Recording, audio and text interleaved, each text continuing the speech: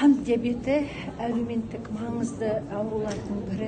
Сондықтан біздің еліміз осы бүкіл дүние жүзінде осы ауруларды емдеуде, диагностика жасауда, барлық емдердің түрін, соның ішінде дәрі-дәрмектердің, дүние жүзіндегі барлық дәрілердің барлығын елімізге енгізіп, өзіміздің халқымызға, яғни сол ауруларға, пациенттерге толыққанды қамтамасыз етіп отырған елдердің бірі.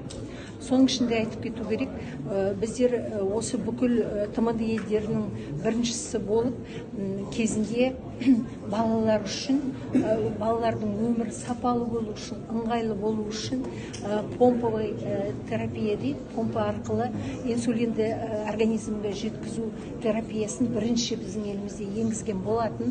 Бұл осындай инновациялық жаңа технологияны қант диабетін емдеуде, диагностика жүргізуде біздің елімізде енгізіп отырмыз.